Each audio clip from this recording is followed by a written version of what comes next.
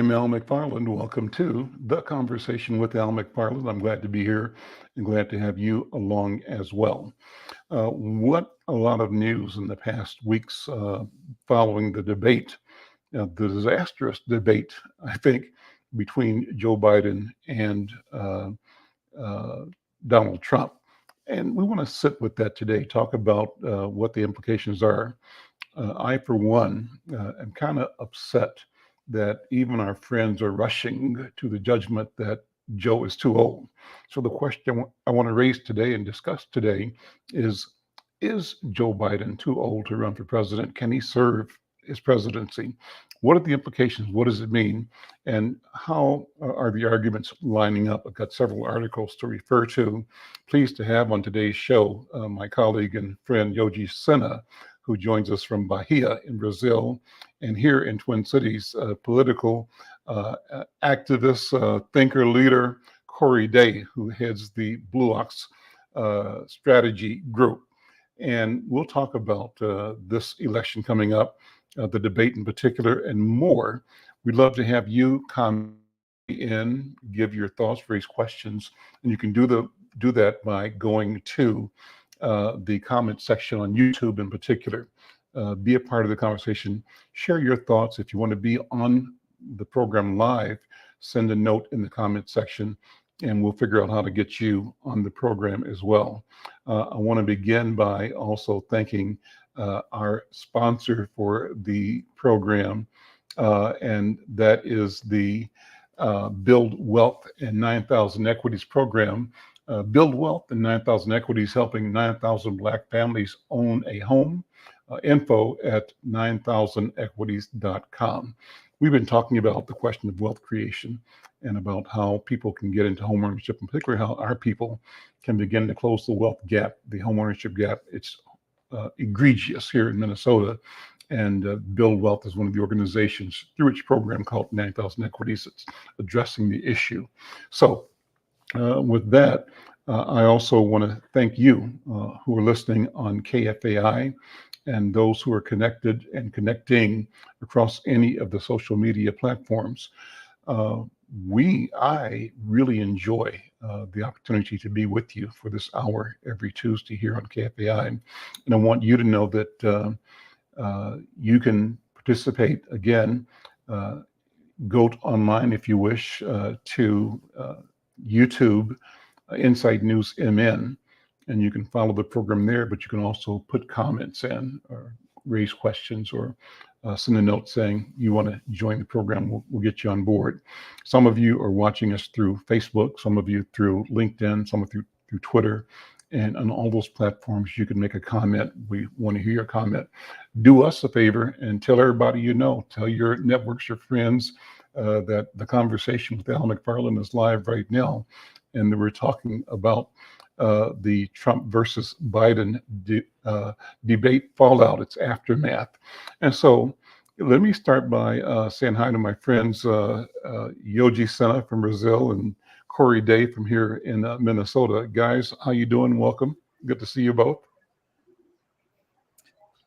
How you doing, Al? Thanks for having me. I'm doing well. I'm excited about the political season. And what excites me is that this is a chance, from my point of view as a newsman, a newsmaker, a news producer, is to keep the pot stirred up. I think that we owe it to our society and to democracy to elevate this discussion. There shouldn't be anybody saying, oh, it doesn't matter, because it does matter. And, but I'm a little bit concerned about this undercurrent, not even undercurrent now, where even within the Democratic Party, people are raising the question, is Biden too old? So, Corey, let me go to you first of all and get your assessment. First of all, tell us about Blue Ox and sort of lay out your credentials. You were the former head of the Minnesota DFL, and you've been active in politics and business locally for a long period of time. Welcome. Give people your background, first of all, how you come to politics, and then if you would lead into the question, is Biden too old in the discussion? Yeah, thanks, Al. Like you said, I served as the executive director for the Minnesota DFL for almost 9 years. And following that, I was senior advisor to the Biden campaign here in Minnesota in 2020. So this is a very intimate, very close topic to me when it comes to the president's age and his, ability to serve. So, I mean, one of the things as we look at it, I think we have to look at what this president has done over the last 3.5 years. If you look at the policies that have passed, if you looked at the things that he's moved this country forward with when it comes to the CHIPS Act, infrastructure, when it comes to student loan forgiveness, I mean, there's many things this president has done. Now, I understand, I always like to say to some of my good friends, age is undefeated. And, the reality of it is we all are going to get older and we're all going to move a little slower than we did when we were a little younger. And every year, we're going to see that kind of affect our bodies. But I think as we look at it, this president has performed. I think you look at our economy, you look at our markets.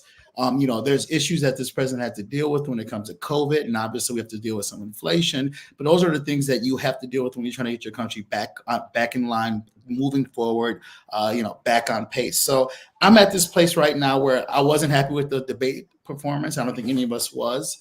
We have to do better. He has to do better. But I'm also not going to disregard the kind of president he's been for the last 3.5 years and the fact that our country has moved forward. Yoji, what are you hearing? What are you thinking from Southern Hemisphere? What's the sense? Yeah. Is it important at all? I think it is, because, and I would compare to the same issue that, for example, Trump being already a convicted felon and he is able to run. So myself, that I am an older person nowadays. Actually, last week I found out that I have some benefits here, so I don't pay buses or subways no more.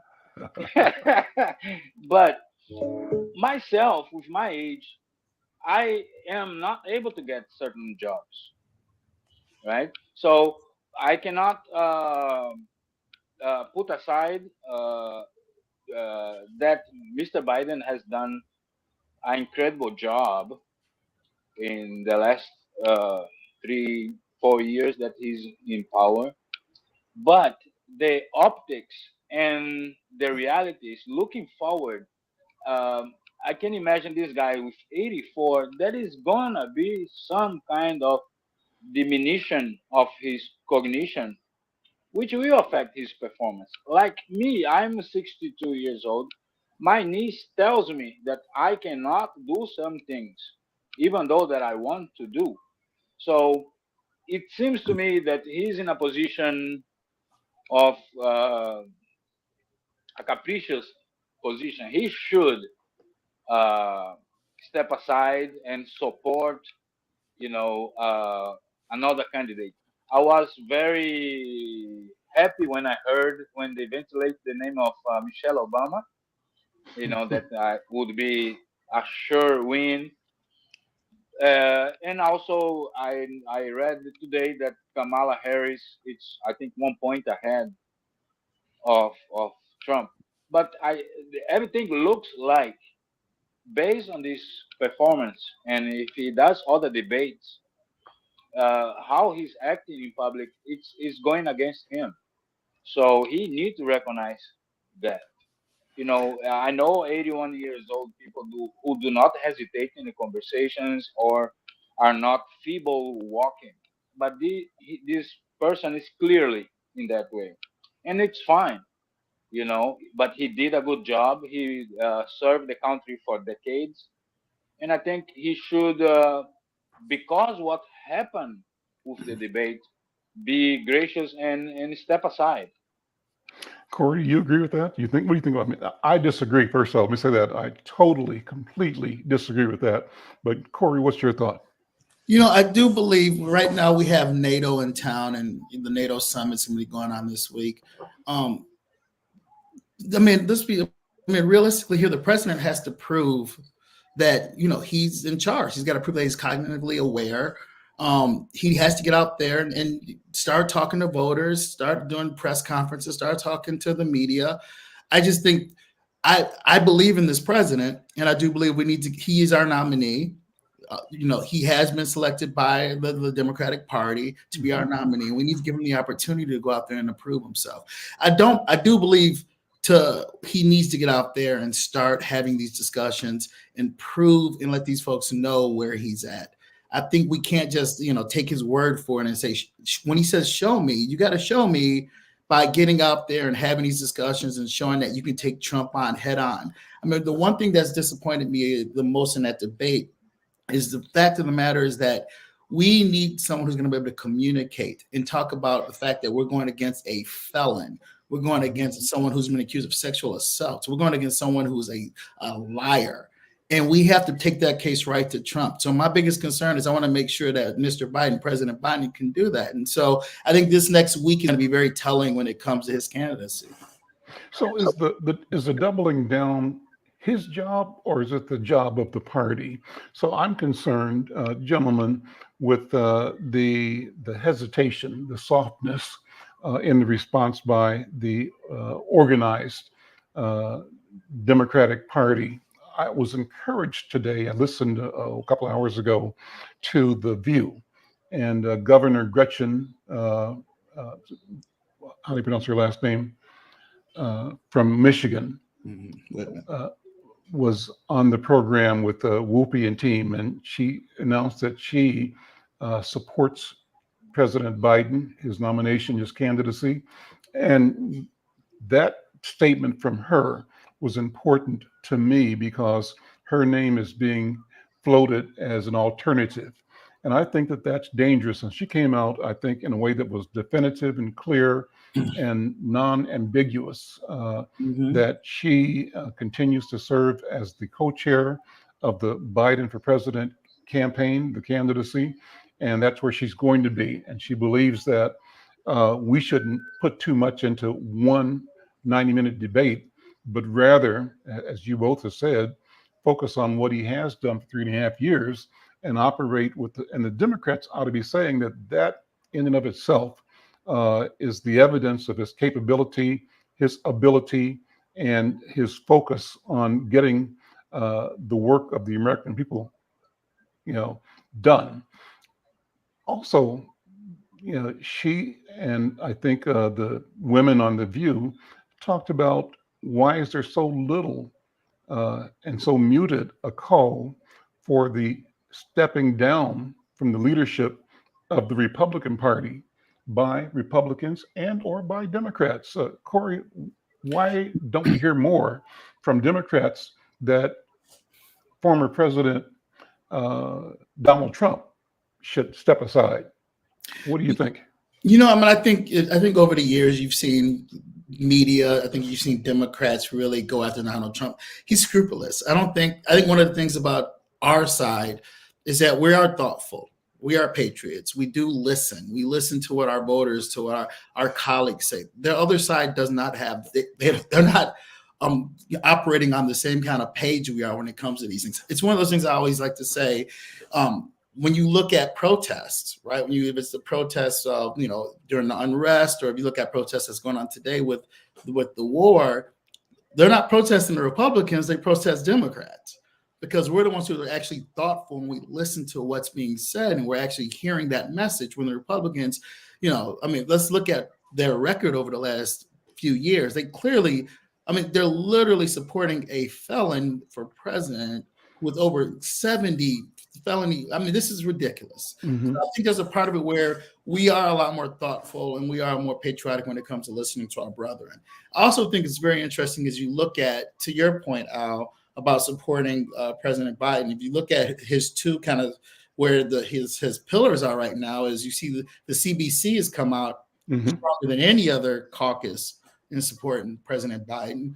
And then you've seen Black women come out as strong as it can be supporting President Biden, knowing the reality is being that if he did step aside, most likely it would be Vice President Harris being the one that's stepping up. So there's something to be said about not just the fact that who's the one standing strongest behind President Biden, but there's also something to be said about us as the loyalty we show to the folks when we offer our support. I mean, Do you think, Corey, that it would be Harris that if Biden for some reason stepped aside now before the election, do you think the party would automatically place Harris in the number one position, or would there be a contest? What do you think? I think two things kind of guide that. Logistically, it would be very challenging to have a contest, knowing that these delegates are kind of already pledged, at least on the first ballot, to President Biden. Mhm. I To, think to the Biden Harris ticket. to the Biden Harris ticket. Hmm. Secondly, I think logistically, when it comes to money and other things, when it comes to campaigning, the amount of money that the president has raised is much easier for it to be used in the apparatus for Vice President Harris. Then the other piece that I think, and the reality of it is that the idea that, you know, a black woman vice president, who's right there, who's been vetted, who ran for president, who's, you know, right there in the pipeline to get leapfrogged by someone else would be unacceptable to the base of this party. And that's why I believe Vice President Harris would be the one that would be pushed forward. And her poll numbers are they're steadily moving up. I mean, she's not been the most popular vice president in the world, but the reality is, I think that she can make this case and argue our point, take on Donald Trump as good as anyone else can in this country. Let me read a piece from The Hill. I think it's from July 6th, and their section on race and politics, the headline of a story written by Cheyenne M. Daniels. The headline says, "Consequences and Repercussions, Post-Debate Democratic Infighting Endangers Black Support." So it says, Black Democrats are watching with alarm and frustration as the party devolves into infighting in the wake of President Biden's lackluster debate performance last month. Black voters make up a critical part of the coalition that sent Biden to the White House in 2020, and their support is essential should he stay in the race for another term. A recent highly watched New York Times Siena College poll found a large percentage of Black voters feel Biden is too old for the job, but the same survey also found the president had in fact improved his support with this demographic after his faltering debate performance against former President Trump led to growing calls for him to withdraw. Now, it says some Black Democrats are worried about how the debate fallout will impact an election whose stakes they feel couldn't be higher, open quote. People who watched the debate actually increased their level of support for Joe Biden and decreased their levels of support for Donald Trump, close quote, said Adrienne Shropshire, executive director of Black PAC. She told that to The Hill. She said, it's this post-debate narrative that is out of control, throwing fuel on the fire and actually creating a story that didn't exist on debate night. Democrats need to get their people in order because it's affecting what their actual base understands to be true. You know, guys, what do you think? Go Let me go. ahead. Yoji, go ahead. Yoji, go ahead. Well, again, it seems as the brother they said it should be the nomination go to Miss Harris. She's inside of the mechanism. She, would be much easier. But for some reason, that's how I think. She was picked originally to be his running mate for the reason of the demographic that she represents, South Asians and Black people. And I think them knowing that he was already too old in the first uh, uh, campaign, and the thought was that if he died, she would be the president, and to have the idea of a black woman president. But for some reason, her charisma didn't catch up with the public, and they have to have run him for re-election because I think the Democratic Party that did not believe. I am using the verb in the past. Did not believe in the possibility that she would be popular enough to be elected by her own. But with the present conundrum has showed that the Democrats have a big problem because the perception that was caused by his performance, and of course he's going to be floated. And to me, as I say earlier, it is a great relief that at least she's 1 point ahead, because I thought at first Newsom, you know, he's photogenic, he's smart, he's agile, but neither him uh, would compete with Donald Trump. So I think she is the right pick. I think the party should really support her, find a way that to gradually turn the support towards her. But um, I I I really don't uh, believe in his possibility of be reelected as his appears. I understand his capabilities and in everything. He might just be looking uh, senile, but he might be really smart in the brain yet. But the looks is very important. You know, America uh, gives prominence to youth, to strength. So he's, you know, and as the brother say, he should be now a way that I think he could save it is if he become more poignant in his direct attack, using the same technique that Trump used. Be outrageous, focus on the criminal record of uh, Trump. Well, Talk, so do you agree with that, Corey D? I think you described in describing how President Biden approached the debate, how Democrats generally are open to discussion of all points of view.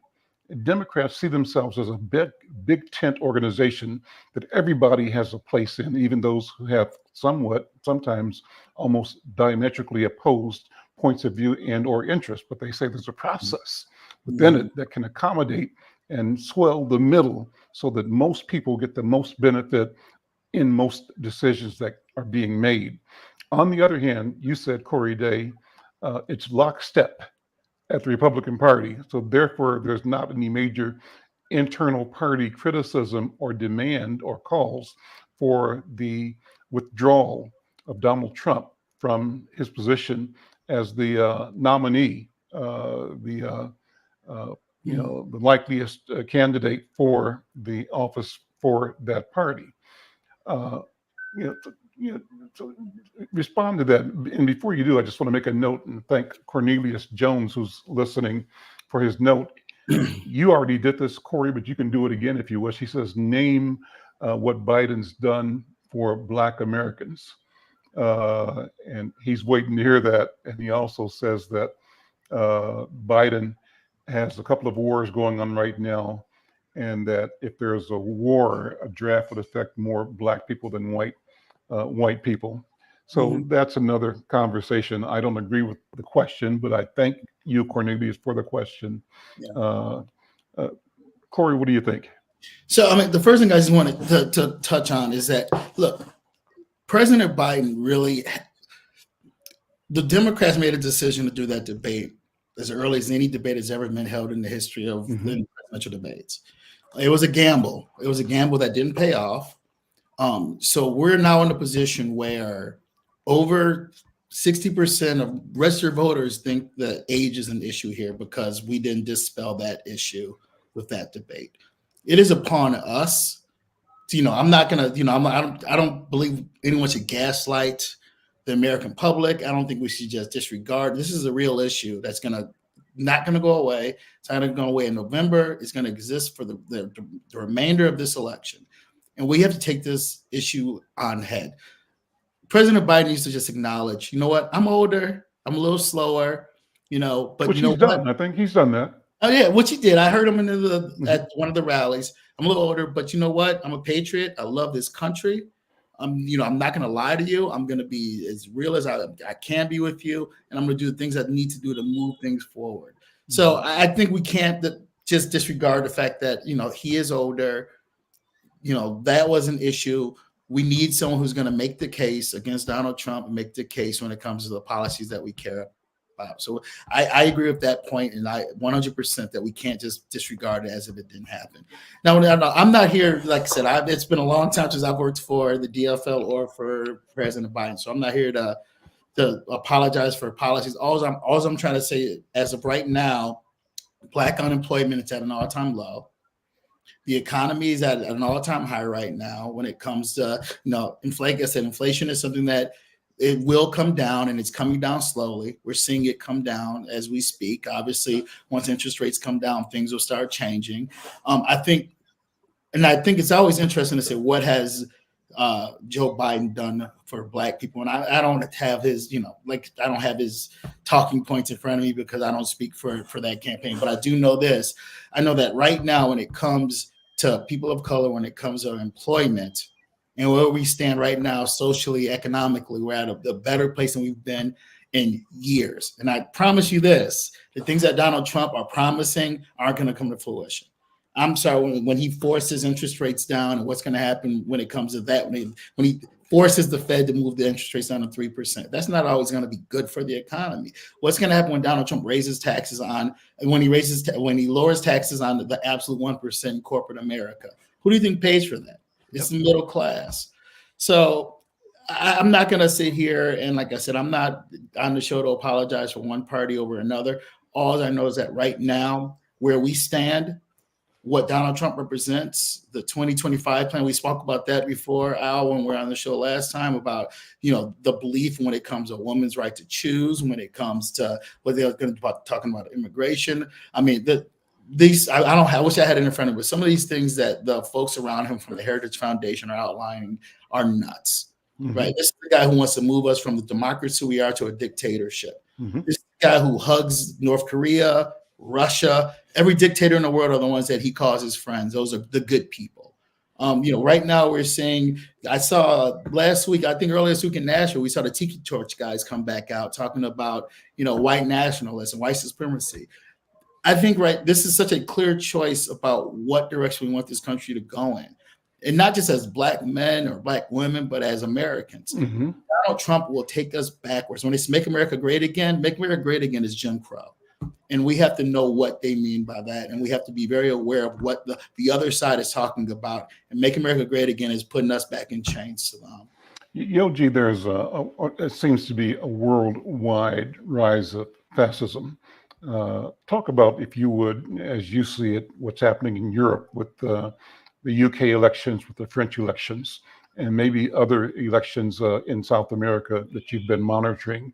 There is an uptick, a movement to the right. I believe it's being met ineffectively in Britain, for example, and I think effectively in France as well. But the danger is there for the emergence of a class of fascists that together mean, in my view, no good for humanity or for the world. They mean a consolidation of power in the hands of the very, very, very few and the very, very, very wealthy. How does it look from your point of view there in Brazil? Well, here in South America, we have Milei, that aberration, that keeps embarrassing himself. But this is what I think. Seems to me that we are repeating a cycle of, as some historians say, that this 100-year cycle. We are in a similar situation that we were as civilization after the First World War, right? Where there was a rise of fascism and right wings. So this present rise, and then later end up with the Second World War, the ascension of Nazi fascism and everything. We are in a similar era, seems to be, right? And also in the aspect of wars, there is the war in Ukraine going on that took the last few days reignite a little bit more violently. I don't know if you can use to be more violent at war, but and also what's going on in Israel and the prospect what's going on in the Indo-Pacific region, right? The constant threats of China to Taiwan and to the Philippines. So this present wave of right wing, it started in 2012 with before when the first election of Putin. And if you notice, successively was happening. So you have Putin, you have Modi, you have Duterte that was in Philippines, right? You have Bolsonaro here. Then you have these threats in Germany, and then in Italy, Meloni got elected. But seems also that is it's happening a reaction at the same time. And this reaction is the election of Biden, the election of Lula here, and these two recent victories of Labour in England and in France. Because we need to remember that Marine Le Pen and her father is being trying for decades. Hmm. You know, he has been the baggy man for decades. So I think we are in a transition period, uh, and again, 100 years ago, the ascension of Nazism and fascism was through elections, through the democratic process. So it seems that the world or the Western world has not really learned the lessons or got complacent with the coming down of the wall, in Germany. So right now, I feel hope that is there is gonna be turning back, right? These last two elections, but here in Brazil too, even though that we have Lula here now as a president, still there is a big threat of the right here, even though that we dealt with those that conspire to overthrow the government differently to the United States. So what makes to me it's so blatantly shocking is how Americans are not behaving like Americans. So they allow Trump be elected the first time. Now he's convicted, and it's it, nobody, everybody accepted that stuff. His own parties, and so show some kind of decline of everything else, because even that Biden get elected, don't drop and get elected, is gonna be very, very difficult for I, him. I like your phrase. Let me sit with it a minute. You said you're surprised that Americans are not acting like Americans. I'll be the voice of skepticism, because at one level, from where I sit as an African American, a Black American, Americans are acting like Americans. And I say that as a criticism of the highest order. And the focus of the criticism obviously is on the conservative right, the Christian right, the Christian nationalists, the white nationalist Christians acting as Americans. But what I really uh, have distaste for is our so-called friends, the progressive and liberals who sit by and say, "Oh, this is a discussion," or "This is a either or." No, no, it's a both and their silence and their complicity allows this reactionary, supremacist, racist core in white culture, white supremacist culture, to emerge and validate itself. And therefore, you have the tiki marchers and the people. I mean, all of us, Yogi, I believe, from my point of view, and for most Black people, it's a palpable difference in the attitude of white people that we didn't know, that we came across in our daily transactional lives, and we felt a difference of contempt and disdain, and sometimes an expression that uh, they felt things that progressed in a way that threatened their interest and their idea of who they are. And Hmm. their idea of who they are is that, you know, God is their idea, and that creation is their idea, and that everybody else other than them ought to be kneeling at the altar of their existence. I think that's a problem. And so that's what I would say. Maya Spikes, thank you for your comment. She agrees with you, Corey, that Black unemployment rate is historically low and that Biden should do more. But compare that to the racist who wants to take us back to Jim Crow. We need to get our priorities in order. Thank you for that. And also shout out, thanks to Kate Maxwell Williams for her thumbs up on this conversation. I'm Al McFarlane. This is the Conversation with Al McFarlane. And we appreciate you being a part of the conversation, making a comment wherever you are. If you're checking us out on YouTube or on Facebook or on X, on Twitter, or LinkedIn, drop us a note, shout out yourself, your interest, your point of view. If you want to join the conversation, we want to hear from you. Leave us a note in the comment section, and we'd like to share that. If you want to be on camera with us here, we'd love that as well.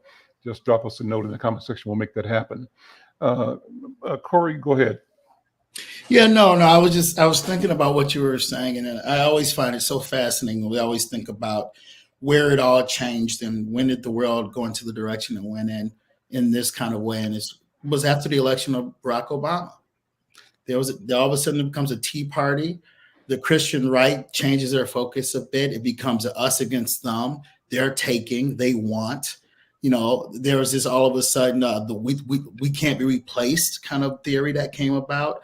And I think one of the things that history will look back on, and it'll be very interesting as it's written, as it's been written as we speak, I'm sure, is that the America that you're speaking about didn't show its face until a Black man became president, until all of a sudden that, we were out there trying to get our fair share of, get our piece of this pie.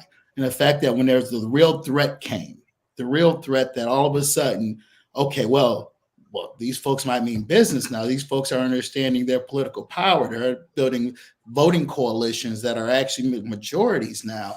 Then all of a sudden, we're crying about taxes and spending and how much they're getting and what's happening here and what's going on with these cities. And all these things came to fruition. And what you're seeing with Trump is now they have the cults has come together. Now they have someone who can lead them with his flute when it comes, mega and right-wing extremists.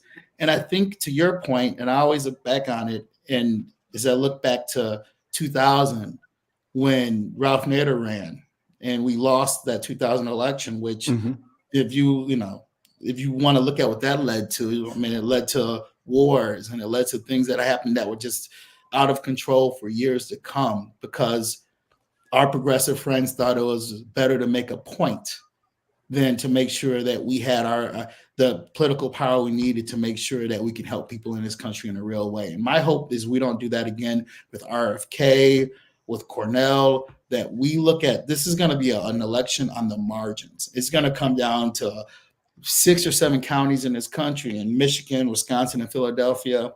And it's going to come to Pennsylvania, it's going to come down to Philadelphia, Milwaukee, and Detroit. And I just hope folks understand what the difference is, that if we don't show up, we don't vote, we don't participate, what it will mean, not just losing the election, but what it's going to mean for the next 4 years in the future of this country. Mike V has weighed in here. Mike, thank you for your comment. He says, and help me understand what you mean. If I say this wrong, correct me, Mike. Biden's Chips and Science Act puts Black employment at the forefront.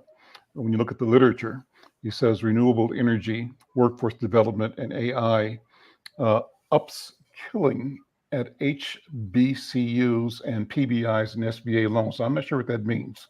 So Mike, elaborate. I don't know what you mean by the last part of that sentence. Yeah, what am I missing, Corey? Do you know? No, I mean, so I think, predominantly Black. And so, yeah, I think what he's trying to, AI is very strong when it comes to the support at predominantly Black institutions when it comes to the training and education and using that skill and those tools. And that is something, that is another place where President Biden did put dollars in historically black universities. Mm-hmm. We did see him do that. And obviously when you look at the loan forgiveness, the highest percentage of folks who are being helped by loan forgiveness are folks of color. So I think there's a lot of things this president has done that we have to be realistic about, but it also comes to the point where this is larger than some policies. This is really two different ways of life that we'll be looking at come November, and folks who have an entirely different view of where this country should be going and where people who don't look like them belong. Because let's be real here, and I hate to try to demonize an entire party. And one of the worst things is just not to lose my thought on this. One of the worst things that has happened to this country, it's even happening to Minnesota here, is that we're no longer a two-party system because the other party doesn't exist anymore. We're much better off, at least when we have two strong parties debating and arguing the points. Right now, we have a party and a cult. And when it comes to that, now you see what happens. So, but I digress. I didn't mean to. Well, that's a good place. So let's sit with that. When you call Minnesota a party and a cult, what do you mean by that? What's the evidence? What are the signs of it? Well, the evidence is we don't have a Republican Party. Mm-hmm. I mean, and the way you can look at that is look at what they do. When they get a gavel, or they get any power, they're not helping people out. They're not looking at how can we put programs forth or how can we figure out better ways to build roads and bridges and help people to work. They're not look at what they did nationally when they got the gavel in the U.S. House. Investigations and going after file. It does go for retribution and revenge. We're not moving this country forward at all. So back, it almost makes you, miss the days of Mitt Romney and John McCain and, a Republican Party that actually seemed to give a damn about this country. I think right now we're just dealing with a cult who takes their marching orders from a convicted felon who has no moral core. So that's what I mean. And you see that in the Republican Party here, too. I mean, I don't mean it, I'm nominating. Would you say that at the center of that is a belief that, less government is better and that there is an intent, though not articulated now the way it used to be, to dismantle government and to sort of revert to maybe the MAGA idea is best government is no government, and everybody fend for himself, herself in a free, unfettered enterprise system. And of course, the people that got the bag, the money, are the ones that are going to keep getting more money, and those that don't have the money are going to keep giving up what they got, and have to again genuflect at the altar of money, power. That's what I think. Do you see it that way, or is it something? I mean, there is an intentionality. There's an actual intent to deconstruct government, and that's part of this whole movement of trying to re-elevate states and the court system to push decisions back to state levels that where federal government and federal authority and federal capability have improved the lives of a lot of people. That is at risk if you leave it simply to state governments whose motivations are different and are more clearly focused on the power of those in power at the expense of ordinary and everybody else in society. What do you think? Yeah, I mean, I think as you if we just look at women's reproductive rights and the fact that, if you're in Mississippi, you have to drive out of that state in order to have any health care, and see these other states that have gone crazy when it comes to these states' rights. I mean, last time I checked, states' rights had, our folks were in bondage because of states' rights, if I remember that. So I think that the challenge I have right now is that, your belief in big government or small government, that's fine. That's a debate to be had, but we believe there needs to be government. Mm-hmm. And I think the fact that we're looking at a Trump administration that's talking about gutting the Department of Justice, and then now we have the court case with the immunity, putting everything underneath just like this one dictator who wants to be able to control every aspect of this government. They're trying to get rid of civil servants. I mean, the things that are going on are just absolutely crazy. And I just think when I say there's not two parties, I'm not going to argue big government, small government. Like I said, there's a need for roads. There's a need for bridges, right? There's a need to take care of most vulnerable citizens. There is a place for government, regardless if you're a Republican or Democrat, blue or red. And I think what we're looking at right now is a party who one doesn't know how to govern. I always think the funniest thing about Republicans is when they get control of things, nothing happens. They don't pass any bills. They don't get anything done. They don't move any legislation. It is just standing still. Nothing. This has been the least active Congress we've ever seen in the history of the United States. In the history, because they don't know how to govern. So I think my challenge right now is that I just want us to be in a position where, you know, both sides are actually patriots and actually care about this country in a real meaningful way, but not in this kind of vindictive, mean spirited, let's take us back to the 1950s kind of outlook that the other side has shown. Yoji, have you followed the politics in Mexico? Any comments on the same dynamics there? Well, Mexico, I have not deeply. 2 days ago, I was reading about Scheinbaum. What to me it's peculiar is her Jewishness, and of course being a woman, but more than being a woman in Mexico, because there's it's a very machista culture. Is her Jewishness.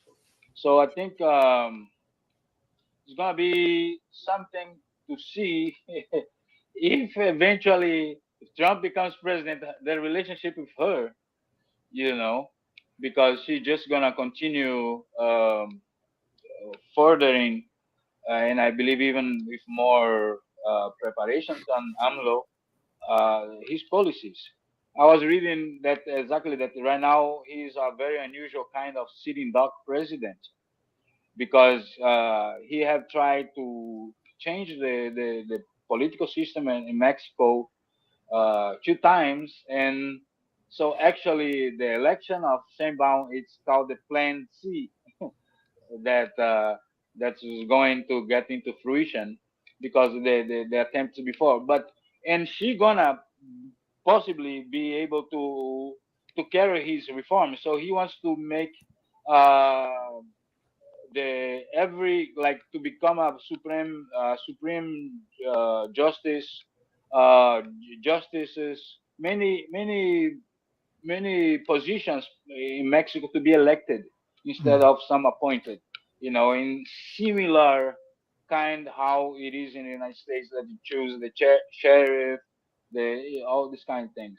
And the analyst that I was reading say that if that happened, it would be negative, detrimental to Mexico, right?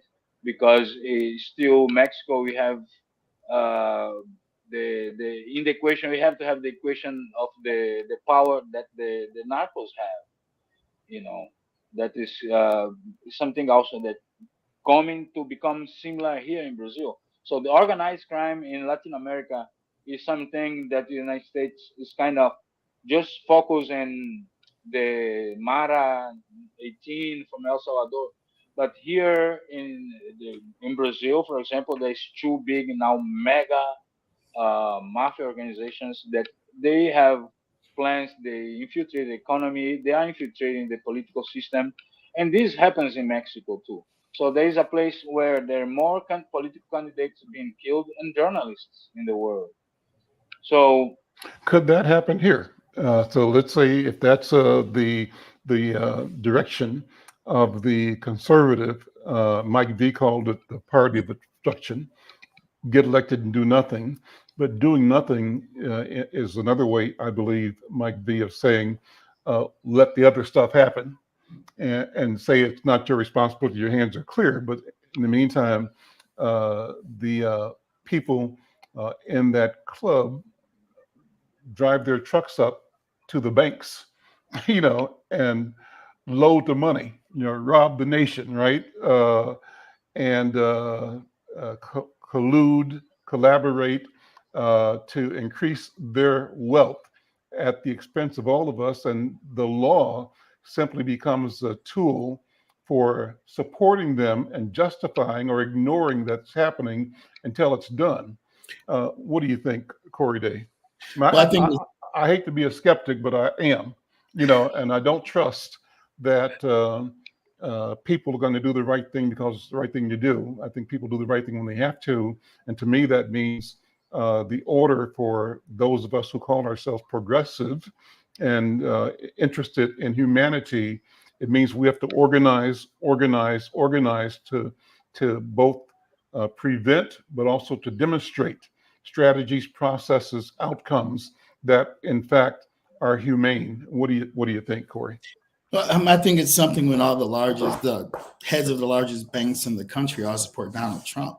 Mm-hmm. I mean, I think there's a rhyme and reason for it when it comes to that bag of money, right? I think we're starting to see them coalesce around this dictator, and I think that's really, really something that folks need to look at. Um, I couldn't agree with you more. I mean, I hate to be cynical. It's not really kind of the position I like to take, but we're in such a peculiar place right now in our nation, in our country, in our time, that we are actually debating about this guy who's winning right now in all the polls, by the way, which is really disheartening when it comes when you look at it. And look, I think Minnesota, which is the longest Democratic voting state in the nation in presidential elections, will have a tougher election than usual. I think this is going to be a real challenge in every state, like even the Minnesotas of the world. This is going to be a very challenging election. And as I look at not just the direction that we foresee that this could take this country, the fact that over 50% right now, or I won't say over 50%, but a large swath of this country want to go in that direction. Mm-hmm. Um, that is what's really disheartening. And it's one thing that we have to figure out when it comes just to the soul of this country, who we are and who we want to be. And right now, as we look at this, and when I see the TVs are all, they're going after Biden pretty hard on every Mm-hmm. channel right now, and the New York Times called him to step down, and all the things that are going on.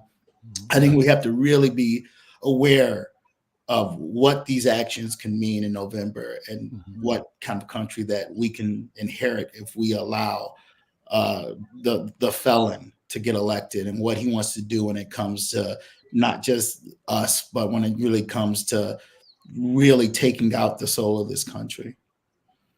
I watched the post, maybe YouTube of the Late Show. What's the guy's name that hosts the Late Show? Jimmy Uh, Kimmel? no, not Oh, the. What's the other show that oh, that what's his name that Trevor Noah used to have? Trevor. The Yeah, Jon Stewart. Jon Stewart. I was kind of surprised at his. He went in deep on Biden. He went really deep, right? And I was surprised and discouraged by that. And I support, I guess, his right to have his feelings and to say his point of view. But I guess I'm saying we need to read the tea leaves and understand that all this justifies people either sitting out or letting the other side prevail. And maybe I had this conversation with you before on the air, Corey, but if I didn't, I remember in the 50s. You weren't born yet, but I was a kid in Kansas City, right? And the threat in the 50s was the nuclear war. The arch enemy was Russia. And as third and fourth graders, we had drills on getting under your desk if the sirens, I remember those. if the bomb threat siren went off. So supposedly being under your desk would support you from nuclear annihilation. Crazy, right? But then, as I went through grade school and high school, I went to white high schools. White kids said, "You know what? They tell us Russia's the enemy, but I really can't imagine how my life will be any different. If the only difference will be the language, maybe, but I'll still be an engineer. I still be, a doctor, a physician, a businessman, whatever I'm going to do." Uh, and what he was saying to me, uh, and I remember this in grade school, high school. We haven't heard this phrase in a long time, but it just pops in my mind right now, where white people would say, uh, "Free, white, and 21" was a thing. Mhm. A definition of identity: free, white, and 21. I'm of age, I'm free, and I'm white. And that entitles me to the world, to existence. And if you can't say those three things, then tough luck. And so this thinking uh, even among Democrats or people in the democratic society, our country, that on the one hand, our lives wouldn't be very, very different uh, if the Soviets controlled North America and the world than it is now. And I don't know if that feeling has disappeared. It might not be the Soviets, but it means the oligarchs, the power players, the people who consolidate and operate as totalitarians. The question is, are we allowing ourselves to be lulled into a sleep that allows them to emerge and tell some of us that, number one, to gin us up, we have to worry about being replaced. And if we don't want to be replaced, then we're going to support the MAGA idea of our entitlement. Am I going too far in this question, Corey? What do you think? No, I mean, I think it made me think about one of the strange things that I look at. I look at Ukraine right now, right? And to your point, you're talking about Russia, and you grew up in the '50s, and I'm a child of the '80s, and now the Cold War was still in full effect, and Ronald Reagan was talking about tear down that wall, and all the things that are going on. And now the other side believes let them have it. Do you ever think we would exist in a society where the right wing thinks it's okay for Russia to expand their universe, to expand their country? So yes, I think that to your point where it's like it doesn't matter. To the point, I'm gonna be just fine regardless. While we have to always look at things in the context of like, I don't know what this is gonna mean for me or for my job or for my friends or for my family. While I think there's a certain calmness when it comes to dealing with these issues because hey, maybe my taxes will be lowered. What's the big deal, right?